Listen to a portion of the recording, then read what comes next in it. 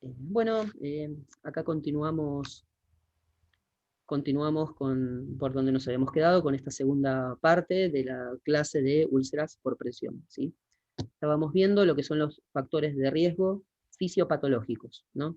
En primera instancia habíamos nombrado las lesiones cutáneas, envejecimiento y patológicas, ¿no? El envejecimiento, ¿se acuerdan? Ya lo veníamos diciendo, la falta de nutrientes, la piel ya no tiene eh, las características de la juventud, vamos a decir, ya la piel es seca, cuesta más en repararse, y patológicas, hacíamos referencia a algunas patologías, algunas enfermedades que nos llevan a nosotros a pensar o a deducir que eh, cuesta más la cicatrización.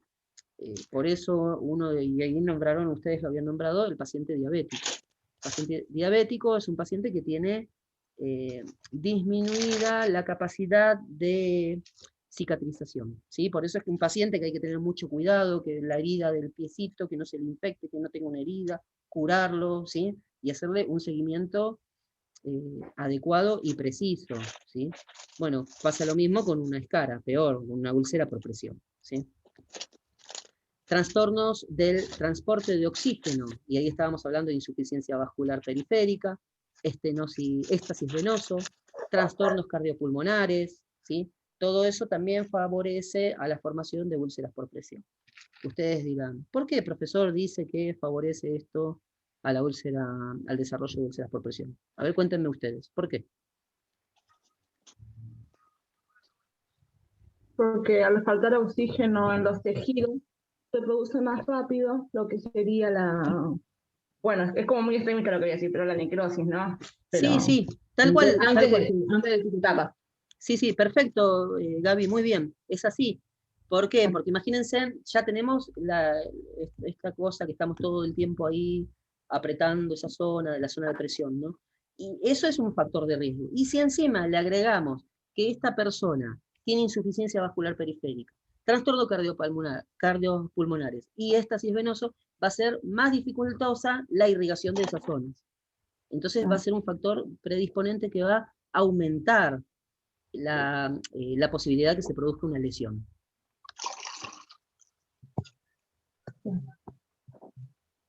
Bien. Déficit nutricionales, delgadez. Hoy habíamos nombrado la obesidad, pero no habíamos nombrado la delgadez. La delgadez extrema también es un factor predisponente a las úlceras por presión. Bueno, la delgadez, la obesidad, las anemias, las hipoproteinemias también. Paciente, en resumidas cuentas, que está malnutrido, ¿sí? Malnutrición, ya sea en exceso o en déficit, son factores predisponentes para las úlceras por presión. Ahí ya también un poco, en esta charla no vamos a ver diagnóstico en enfermería ni nada de eso, pero si pensara en diagnóstico en enfermería, ya podrían ir desarrollando alguno ahí también, ¿sí? Estos temas, bueno, sobre todo para los que quizás están estudiando o terminando sus estudios, traten fuera de lo que yo doy, aparte de lo que yo estoy dando acá, repensarlo, ¿sí? Repensarlo, eh, ahí sobre todo para la gente que se está recibiendo, que se tendría que haber recibido el año pasado, pero se reciben este año, que le quedan materias pendientes, eh, y para el que no también, cuando hagan la licenciatura también les va a servir. Vuelvan a pensar estos temas que vamos a ver desde valoración, diagnóstico, planificación, ejecución y evaluación. Yo no lo planteo así, pero ustedes piénsenlo como una tarea suya propia, ¿sí? Sobre todo porque están los docentes que en algún momento les pueden llegar a preguntar desde ese punto de vista. Con estos factores predisponentes, factores de riesgo, podemos armar un diagnóstico, ¿sí? De enfermería, uno o varios. Bueno, fisiopatológicos, continuamos con el fisiopatológico. Trastornos inmunológicos, cáncer, infección, ya si tiene, bueno, cáncer, un paciente con CA, un paciente con infecciones, tiene mayor predisposición, ¿no? A estas úlceras. Obviamente hay un deterioro neurológico que le impide la movilidad, ¿sí? Alteraciones del estado de la conciencia, ya lo habíamos dicho. El estado de conciencia puede ser por fármacos, confusión o coma. O sea, puede ser alteración del estado de conciencia relacionado con la utilización de fármacos también, ¿sí? Un paciente que está con asistencia respiratoria mecánica y necesita estar en una modalidad que el respirador controla todo, que la asistencia, sí, el respirador controla su respiración, y el paciente está dormido totalmente, sedado, entonces ahí va a tener una posibilidad de producirse úlcera por presión. Siempre, o sea, si los cuidados de enfermería son adecuados, no va a tener esa posibilidad, pero es un riesgo, ¿sí? Déficit motor, por ejemplo, un paciente con ACV, accidente cerebrovascular, también tiene más probabilidades. Déficits sensoriales, pérdida de la sensibilidad térmica y dolor. ¿Vieron esos pacientes que no tienen dolor por alguna causa? No sé, un paciente que tiene una parálisis de la cintura para abajo, es un paciente que no siente, o sea, si uno le produce un estímulo doloroso, lo pincha con algo como para probar esta característica, no es que lo vamos a pinchar porque sí, sino que hay que probar esto, hay que evaluar eso, hay que evaluar la presencia de dolor. Si no refiere dolor, si no tiene sensibilidad, no se va a dar cuenta cuando, por más que esté lúcido, no se va a dar cuenta porque no siente el dolor. Entonces se puede producir la lesión, ¿sí? Y involuntariamente y de forma imperceptible, ¿sí? Ujú. Bien, alteraciones de la eliminación urinaria y fecal. Cuando el paciente no controla esfínteres, se puede producir esto también, ¿sí? Al no controlar esfínteres y no lo cambiamos adecuadamente, no lo rotamos, no lo higienizamos, se va a seguir produciendo esto y va a aumentar. ¿Se acuerdan que la fricción, la presión, la piel húmeda se podía macerar y tenía mayor riesgo también de producir úlcera por presión? Factores de riesgo derivados del tratamiento, ¿sí? Inmovilidad impuesta por el tratamiento. Esto estábamos, más o menos, hace un rato, di el mismo ejemplo, ¿sí? Cuando estábamos hablando del paciente que está con asistencia respiratoria mecánica, que está con un coma farmacológico, ¿sí? Entonces ahí tiene inmovilidad impuesta por el tratamiento. En ese caso, una fractura también, que tiene que presentar férula y bueno, otras cuestiones más. Entonces ahí también podría tener una inmovilidad impuesta por el tratamiento. Tiene que tener controles estrictos de las zonas de presión, ¿sí? Tratamiento inmunosupresor, radioterapia, quimioterapia, son factores predisponentes, factores de riesgo derivados del tratamiento. Los sondajes con fines diagnósticos o de tratamiento. La sonda nasogástrica también puede producir una úlcera por presión, ¿sí? Por eso es que hay que rotarla, cambiarla de lado al otro, ponerla en una nariz, ponerla en la otra, ¿sí? También se producen úlceras por presión por los sondajes. Bien, factores de riesgo situacionales, este es el otro factor de riesgo. Falta de higiene, ya lo veníamos nombrando también. Arrugas en la ropa, por eso las sábanas, la ropa de cama, tiene que estar bien estirada. Objetos de roce, y ahí estaríamos hablando también de las barandas, podría ser las barandas, ¿sí? Inmovilidad por dolor o fatiga. Otro factor de riesgo, y si mal no recuerdo es el último, son los factores de riesgo relacionados con el entorno, ¿sí? Falta o mala utilización del material de prevención. ¿Conocen el colchón antiescara? Sí. Bueno, es ese colchón que se insufla y se desinfla, se insufla y se desinfla. Y va alternando. Si, no sé si me llegan a ver ahí las manos. Supongamos que esta es una de las partes del colchón que se infla y esta es otra. Entonces, uno se infla, el otro se desinfla. Se infla, así, se va como cambiando. Ese es el mecanismo que tiene el colchón antiescara. Eso hay que sumarle, bueno, la rotación de decúbito cada 2 horas, ponerle las almohadas o algún elemento en las zonas de roce y de apoyo, tener las sábanas bien estiraditas, para subirlo en la cama, utilizar las aleas, ¿sí? Bueno, hay un montón de otras medidas, pero bueno, más o menos básicamente sería eso, ¿sí? Sí. Bien, desmotivación profesional por falta de formación o información específica, ¿sí? A veces nos desmotivamos y dejamos de hacer algunas cosas. No tendría que ser eso, pero pasa. Entonces nos desmotivamos. ¿Cuándo nos podemos desmotivar? Cuando no nos hemos formado adecuadamente, cuando no hemos estudiado y cuando no hemos tomado conciencia de la importancia de un buen tratamiento a un paciente. Y otro punto muy importante, siempre me olvido de esa palabra, yo no soy de acordarme de algunas palabras, pero ahora me la estoy acordando, y es la palabra empatía, ¿no? Ponerme en el lugar del otro, sentir lo que siente el otro. Entonces, siempre yo digo esta frase, no decía empatía, pero decía, no le hago al otro lo que no quiero que me hagan a mí, o a mi familiar, ¿se entiende? Con eso ya es como que esa tiene que ser, más allá de la motivación, desmotivación profesional, o la falta de información, es simple, yo no le hago al otro lo que no quiero que me hagan a mí. Entonces, si sé que el paciente hay que rotarlo, lo roto. Si sé que el paciente hay que higienizarlo, lo higienizo. Y así con un montón de otras cuestiones, ¿sí? Bien, sobrecarga de trabajo, esto de que tengo 17 pacientes de una clínica médica, en una clínica X, y estoy yo solo trabajando. Y bueno, eso es sobrecarga de trabajo, esa sobrecarga de trabajo, que también esa sobrecarga de trabajo me va a dar desmotivación, ¿sí? Y la falta o mala utilización de materiales también viene de lo mismo. Porque yo tengo, supongamos, vamos a decir un número de X, 20 pacientes. Hay colchón antiescara, pero tengo que ponerle el colchón antiescara, y eso ya me influye tiempo. Y entre una cosa y otra, no le puse el colchón antiescara. Estoy desmotivado profesionalmente porque no siento que avanzo en mi profesión, porque no tengo una formación adecuada, y encima tengo 200 pacientes para atender. Todo O hay eso... poco material.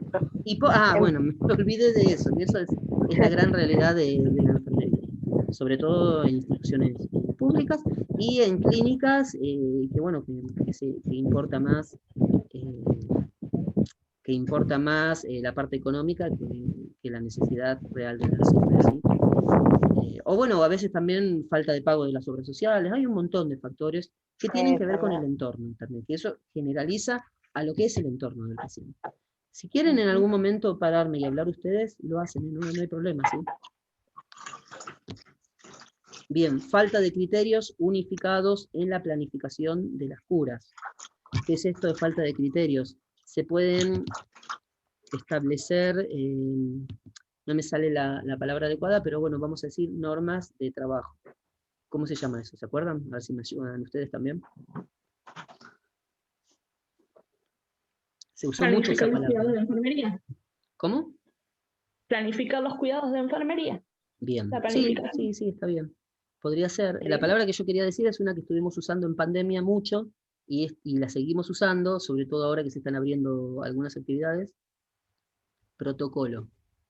Ah, claro. El famoso protocolo, que algunos lo llaman, mal llamado de otra forma, lo llaman, pero bueno. Entonces hay que establecer, y eso siempre es adecuado y favorece la buena atención, la buena calidad de atención, generar protocolos de trabajo, cómo se tiene que trabajar. Y voy yo y trabajo de esa forma según el protocolo, y va Gaby y trabaja de esa forma, y va Nati y trabaja de esa forma, y vaya quien vaya va a trabajar de la misma forma, ¿sí? Eso es lo que se establece en muchas instituciones como protocolo. Nosotros, no hay protocolo en nuestra institución, supongamos, de curas de escara. ¿Qué podemos hacer nosotros? Proponerlo. Que hablan con su supervisora inmediata, con su jefe inmediato, con su supervisor, con sus compañeros de turno. ¿Qué les parece si armamos un protocolo para trabajar con las escaras? ¿Y cómo es eso? ¿Qué es un protocolo? A lo mejor alguno sabe, alguno no, o alguno dice, la verdad que es muy buena la idea.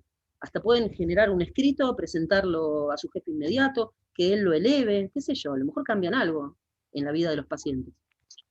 En cierto modo, siempre digo, la función de nosotros como enfermeros, enfermeras, es cambiar un poco la calidad de atención, la vida del otro, que es lo que podemos hacer en ese momento, ¿sí?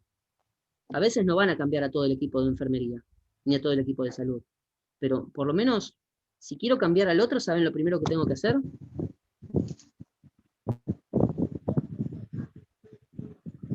Cambiarme a mí mismo. Empiezo cambiándome a mí y eso después se va a ver. El famoso rulito en la guía, bueno, cuando ustedes vean que el otro turno, mirá, puso el rulito fulanito.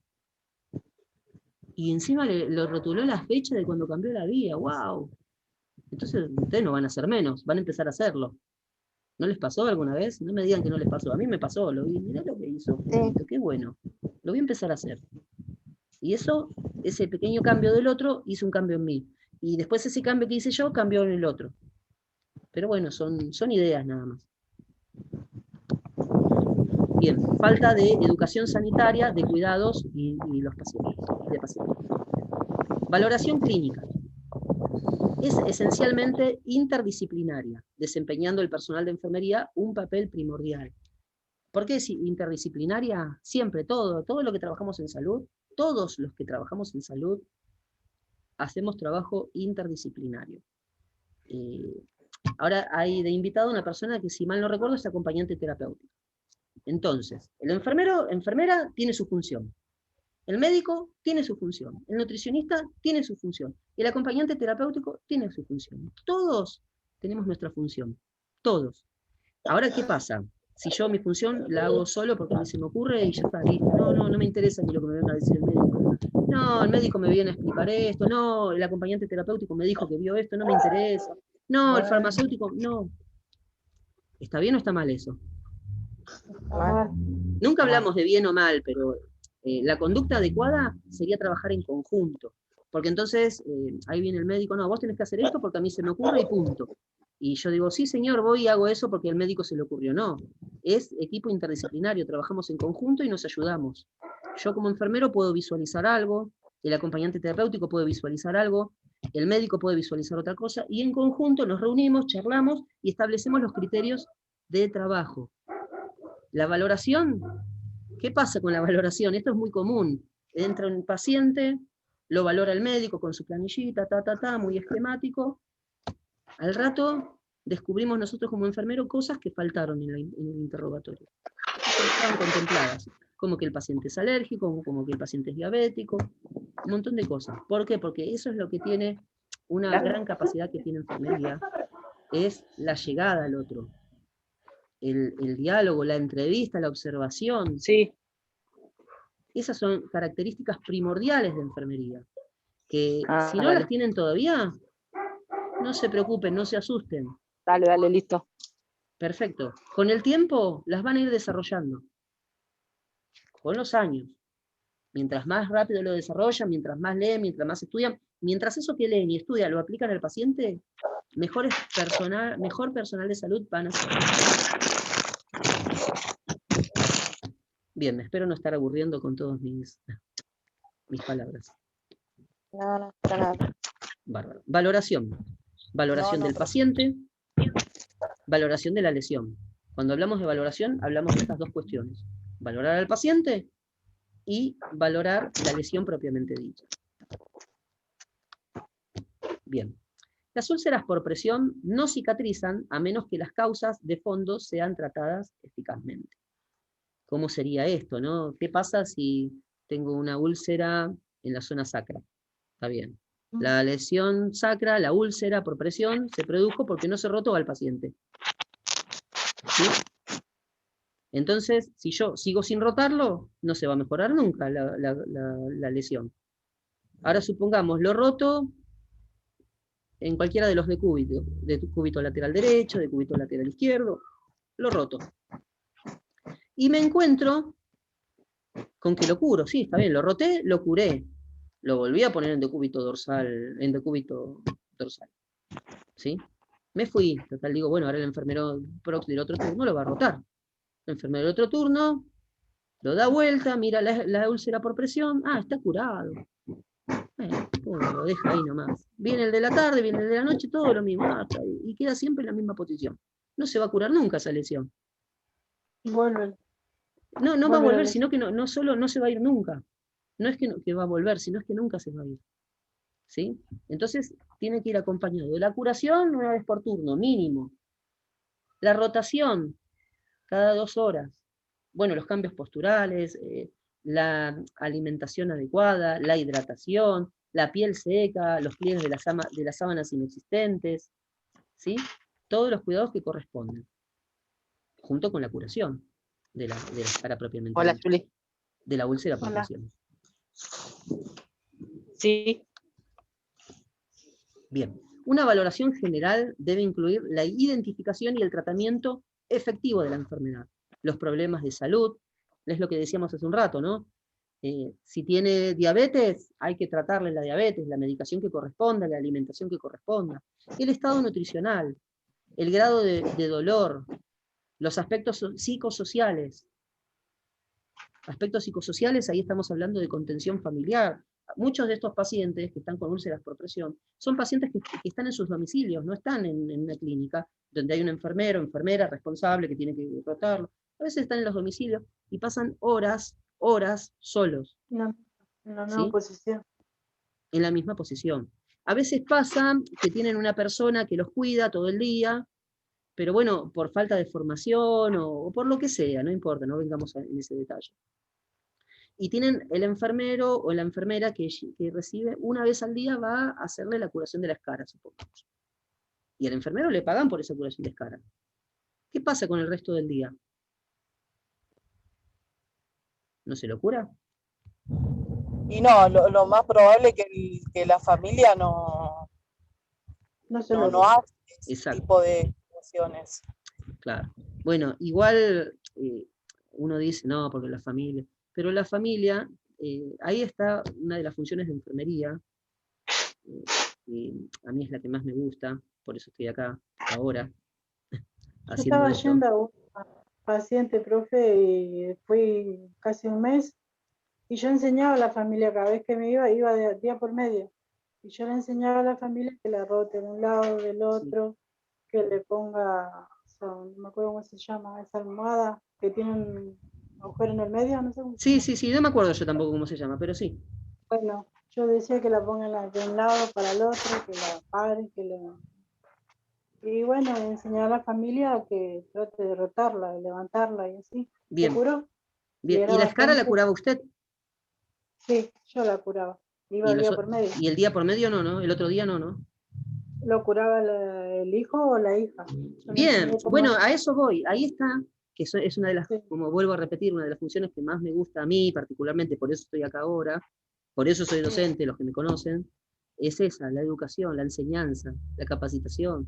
Ustedes como enfermeras, enfermeros, ya sea en internación domiciliaria, o bueno, o donde estén trabajando en la clínica.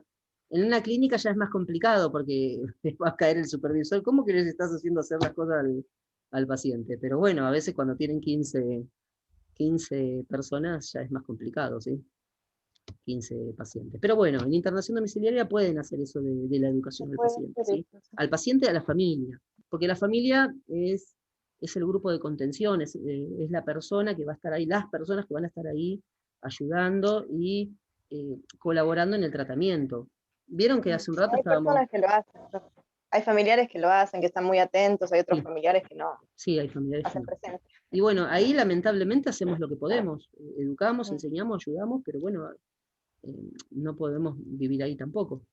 Salvo que nos digan, sí, mirá, la obra social te mando una vez por día, pero a mí me gustaría que vengas a la noche. Bueno, Claro. gratis no vamos a ir. Mira. Se entiende lo que quiero decir, ¿no? Sí, Ahí a lo mejor ustedes arreglan, bueno, mirá, Sí, sí, yo profe. voy a la noche, te cobro tanto y no hay problema. Bueno, eso ya es un arreglo que lo hacen ustedes con el familiar. O cuando hacen enfermería domiciliaria, pero de forma independiente, ¿no? Cuando no les está pagando una obra social o una empresa de internación domiciliaria, sino cuando ya es un trabajo independiente. Ustedes dicen, mira, tendría que ser 2 veces por día o 3 veces por día o lo que corresponda. Ustedes lo evalúan eso, ¿sí? Sí, claro. Una úlcera por presión se cura más de una vez por día, ¿sí, no? Claro, sí. Mínimo 2. 3 sería el ideal, porque hay que ver si ese paciente hace pis, hace caca, se ensucia todo. Entonces hay que estar curándolo. Una vez es poco y nada. A nada, bueno, a nada es mejor una. Pero bueno, lo ideal sería 2 veces mínimo, y si se puede 3, mejor. ¿Sí? A veces también hay que darle el tiempo que actúe los medicamentos, la crema, el antibiótico, ¿sí? Pero bueno, eso se complementa con la rotación. Después ya la clase, no sé si la clase que viene, pero el último PowerPoint, que es el segundo, yo tengo 2 PowerPoint armados, ya vamos a ver propiamente cómo se curan las escaras, ¿sí? Las úlceras por presión. Sí. Bien. sigamos. Valoración del paciente, continuamos con la valoración del paciente. Todos los pacientes deben ser evaluados mediante escalas de valoración de riesgo, con el objetivo de iniciar cuanto antes las medidas de prevención.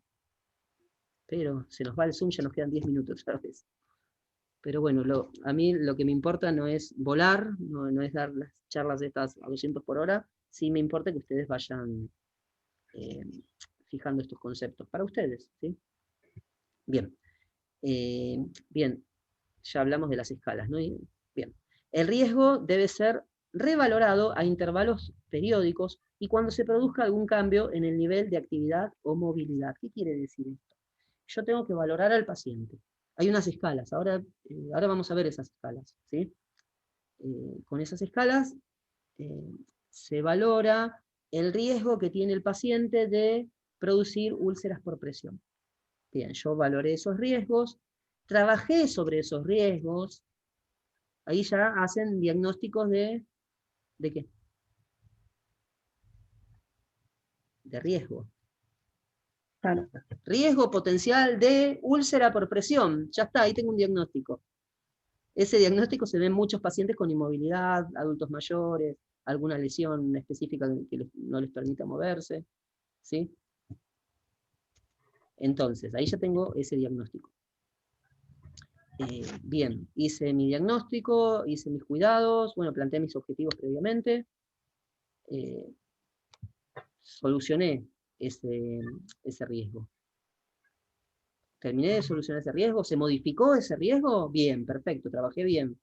Ahora tengo que volver a usar esa escala de valoración para ver si hay otros riesgos o si se sobreagregaron otros riesgos. ¿Me van siguiendo más o menos? Sí, sí. Sí, sí. Perfecto.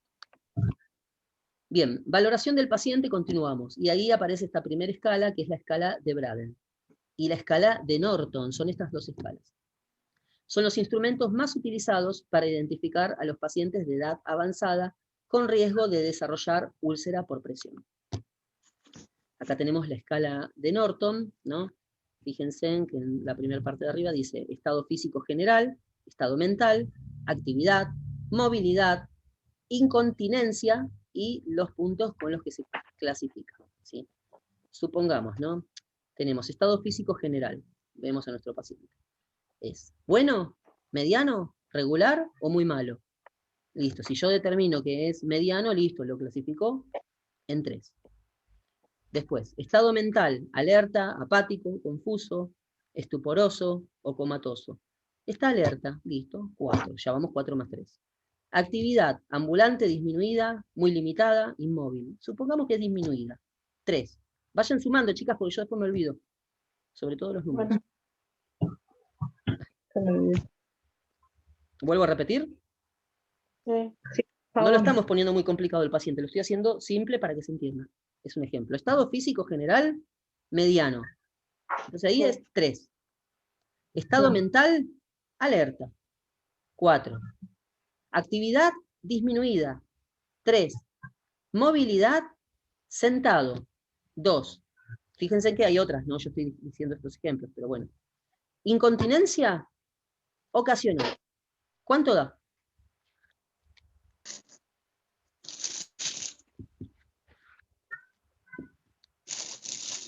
¿15? ¿Cuánto? 15. 15. Entonces, bueno, ahí está. Fíjense, en abajo de todo, la clasificación de riesgo sería entre 5 y 11, paciente de alto riesgo. Entre 12 y 14, paciente de riesgo mediano o evidente. Más de 14, paciente de riesgo bajo o no riesgo. ¿No les cambia? Díganme así con la mano en el corazón. Si ustedes tienen pacientes con úlceras por presión o con riesgo de úlcera por presión y le hacen esta escala, ¿no les cambia la vida? Sí, la verdad que sí. Les cambia la vida al paciente y a ustedes como profesionales de la salud.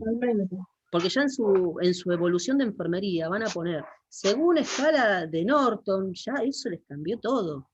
Van a decir, ¿quién es este? ¿Súper enfermero? ¿Súper enfermera? Les cambia todo. A esto voy yo con estas formaciones que quiero empezar a armar una vez por semana, que sería estos días en este horario. un poco para ayudar a las futuras generaciones de enfermería que se están recibiendo, a los enfermeros que ya recién se recibieron, como acá tengo grupos, y ayudarme a mí, porque yo también estoy aprendiendo con esto. Esta escala yo ni la conocía, empecé a investigar, dije, a ver, ¿esto qué es? Y empecé a aprender, estoy aprendiendo con ustedes. Todos estamos aprendiendo. Es más, yo les propongo que ustedes armen charlas de estas. Anímense. Nos invitan, entramos al Zoom y ustedes dan la charla. Y van a aprender porque ustedes van a estar buscando material, y van a aprender porque encima están enseñando. ¿Y saben quién aprende 2 veces? Qué extraña. El que enseña. Tal cual, Natalia. Tal cual. Bueno, seguimos. Acá tenemos otra escala, que es la escala de Braden. Y acá tenemos también lo mismo, más o menos, percepción sensorial, exposición a la humedad, actividad, movilidad, nutrición y riesgo de lesiones cutáneas. Vamos a ir viendo uno por uno, ¿no? Percepción sensorial, completamente limitada, muy limitada, ligeramente limitada, sin limitaciones. Yo elijo completamente limitada. 1. Anote por ahí, Gaby, creo que estaba anotando, no sé quién. Sí. Exposición a la humedad, constantemente húmeda, húmeda con frecuencia, ocasionalmente húmeda, raramente húmeda. Elegimos el 2, húmeda con frecuencia. Actividad, encamado, en silla, deambula ocasionalmente, deambula frecuentemente. En silla. O sea, 2. Movilidad, completamente inmóvil, muy limitada, ligeramente limitada, sin limitaciones. Elegimos completamente inmóvil, 1. Nutrición, muy pobre, probablemente inadecuada, adecuada, excelente. Elegimos adecuada, o sea, 3. Sí. Riesgo de lesiones cutáneas. Problema, problema potencial, no existe problema aparente. Problema potencial. ¿Cuánto nos dio?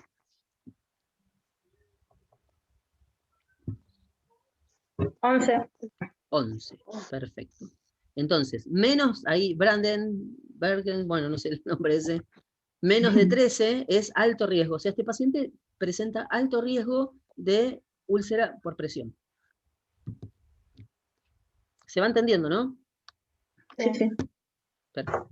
Nos quedan 2 minutos, así que bueno, seguimos hasta que se corta, después ya nos veríamos en el próximo encuentro. Lo que les voy a pedir que me hagan acordar el PowerPoint donde nos quedamos, ¿sí? Bueno, Bien, valoración de la lesión. Cuando se desarrolla una úlcera por presión, es necesario una valoración integral y llevar a cabo un enfoque sistémico. Este enfoque sistémico debe incluir localización y número de lesiones, o sea, tienen que saber dónde están localizadas las úlceras por presión y cuántas lesiones tienen en total, ¿sí? Que eso cuando ustedes hagan su evolución de enfermería también deben escribirlo. Imagínense que ustedes reciben un paciente que viene de una institución de salud de adultos mayores, un geriátrico, sí, un geriátrico, no sé si, institución de adultos mayores, pero bueno, geriátrico, ¿no? Ingresa el paciente. Ustedes ahí tienen que hacer una valoración general del paciente en primera instancia. Dentro de la valoración general van a hacer la valoración específica de la lesión, y ahí es donde ustedes van a ver cuántas úlceras por presión y dónde se localizan. ¿Y todo eso qué hacen? ¿Lo tienen ahí porque sí, lo saben o nada más, o hacen otra cosa?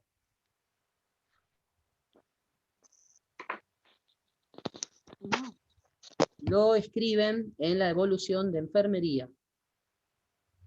Porque si tenía 7 escaras, 7 úlceras por presión, y pasado mañana tiene 9, ¿de quién es responsabilidad esas 2 úlceras nuevas? Nuestras. Por eso tenemos que anotar cuántas tenía, porque si no sabemos cuántas tenía cuando ingresó, o no lo anotamos, si no lo anotamos no tenía ninguna. Y si no tenía ninguna y aparecen 9 de golpe, somos responsables de las 9 lesiones. Fíjense en la gravedad del asunto, ¿no? ¿Cómo? Fíjense en la gravedad de la situación. No es cualquier cosa. Nos estamos haciendo cargo de 9 lesiones que supuestamente el paciente, como no las anotamos, no las tenía. Sí, las tenía, pero nosotros no las anotamos. Lo que no está escrito no está hecho. Lo que no está escrito no está valorado. Lo que no está escrito no se valoró. Es así de simple.